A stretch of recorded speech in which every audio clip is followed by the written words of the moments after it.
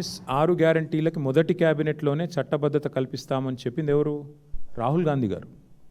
ఈరోజు జాతీయ స్థాయిలో ప్రతిపక్ష నాయకుడిగా ఉన్న రాహుల్ గాంధీ గారు మా ప్రభుత్వం ఏర్పడ్డ తర్వాత జరిగే మొట్టమొదటి క్యాబినెట్ సమావేశంలోనే నిర్ణయం తీసుకొని చట్టం తీసుకొస్తాం, అభయహస్తం చట్టం అని చెప్పారు.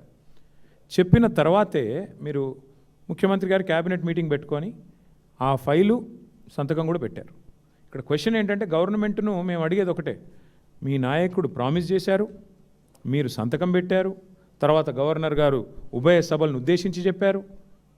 మరి అట్లాంటప్పుడు why should I doubt the sincerity of the government? Maybe file దొరకట్లేదేమో, మేబీ ఫైల్ ఎక్కడ పోయిందేమో, అందుకే మేము పెడుతున్నాం. మేము పెట్టినప్పుడు బేసిస్ ఏముంది? మద్దతు ఇవ్వచ్చు కదా, తప్పేముంది? ప్రజల తరపు మేమైనా వాళ్ళైనా పనిచేస్తుంది ప్రజల కోసం.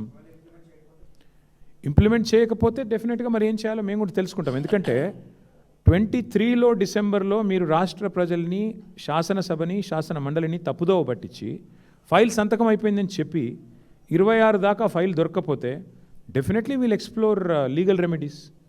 100 రోజుల్లో నెరవేరుతుంది ప్రతి గ్యారంటీ, ఇది కాంగ్రెస్ స్లోగన్. మొదటి క్యాబినెట్లోనే 6 గ్యారంటీలకు చట్టబద్ధత, ఇది రాహుల్ గాంధీ మాట. మేము అడుగుతున్నది మీరు చెప్పింది అమలు చేయమనే కదా, మేము చెప్పేది కాదు కదా.